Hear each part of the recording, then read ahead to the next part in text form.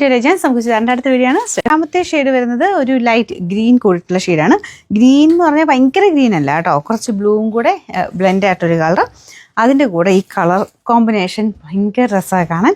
ഇതിൻ്റെ പീച്ച് എല്ലാം കൂടെ വന്നിട്ട് പീച്ചും ഗ്രീനും ഒക്കെ എപ്പോഴും ഭയങ്കര എടുപ്പാണ് കേട്ടോ. ആ ഒരു കളർ കോമ്പിനേഷനിലാണ് ദുപ്പട്ട ചെയ്തേക്കുന്നത്. ദുപ്പട്ട നിങ്ങൾക്ക് ഏതിൻ്റെ കൂടെ വേണം ഇടാം കേട്ടോ. നല്ല ഭംഗിയായിട്ടുള്ള ഒരു കളർ കോമ്പിനേഷൻ. പിന്നെ ആ പ്രിൻറ്റിൻ്റെ എന്തോ ഒരു ഭംഗിയുണ്ട്. ബോട്ടം വരുന്നത് സാറ്റിൻ സിൽക്ക്, സെയിം കളർ തന്നെ, റഫായിട്ട് യൂസ് ചെയ്യാം കേട്ടോ. ഇതൊക്കെ നമുക്ക് അങ്ങനെ വരുന്ന ഐറ്റംസാണ്.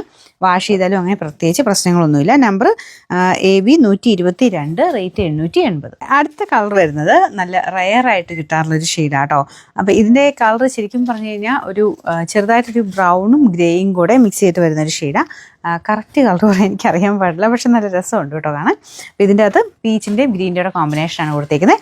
മെയിൻ ഞാൻ പറഞ്ഞില്ലേ, ദുപ്പട്ടയ്ക്ക് എന്തോ പെട്ടെന്ന് നമ്മുടെ കണ്ണിൽ ഇഷ്ടപ്പെടുന്ന ഒരു ഡിസൈനാണ്.